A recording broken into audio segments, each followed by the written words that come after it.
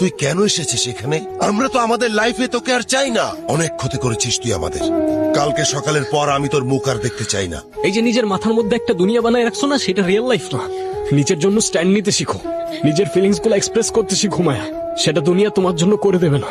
তুমি আমাকে বলতেছো তুমি জানো তোমার ইমোশন কেমনে এক্সপ্রেস করতে হয়?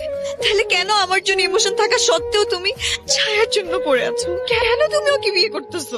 ওকে কেন বলে দিতেছো না যে তুমি ওকে লাভ করো না? রায়না, আমি তোমাকে ভালোবাসি।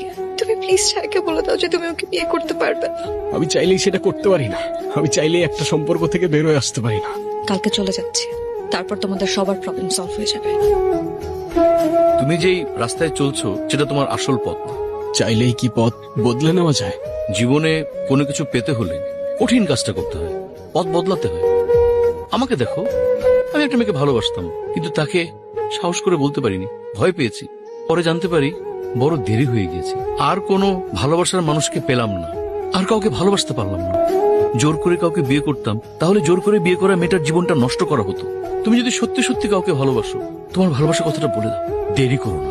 আমারই ভুল হয়েছে তোমার মতো একটা ইরেসপন্সিবল ছেলেকে এত কিছু বলতে যাওয়া। কেন যে আমি তোমারে ভালোবাসতে গেছিলাম, বাবার পছন্দ করা ছেলেরে বিয়ে করলেই ভালো হইতো। তোমার সাথে আমার কিছু কথা ছিল।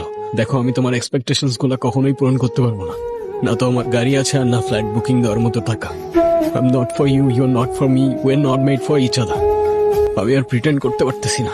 তোমার মাথা ঠিক আছে? তুমি এই সিচুয়েশনে কি বলতেছো এসব? দেখো, এই ভালো থাকার অভিনয়গুলো আমি আর করতে পারতেছি না। আর বিয়ের পরে ব্রেকআপ না ডিভোর্স হয়, আমাদের এই বিয়েটা করা উচিত হবে না। আমার যেতে হবে, কেউ আমার জন্য অপেক্ষা করতেছে। I am sorry. চলো। কোথায়? তুমি যেখানে নিয়ে যেতে চাও। আমাকে সহ্য করতে পারবে তো? পালিয়ে যাবে না তো আমার থেকে? কখনো না। সারা জীবন আমার পাশে থাকবে। এখন আমাদের কি করা উচিত? আমরা ঘুড়ি উড়াতে পারি, অথবা মাছ ধরতে পারি। মানে এমন উদ্ভট আইডিয়া তোমার থেকে ছাড়া আর কার থেকেই বা আসতে পারে?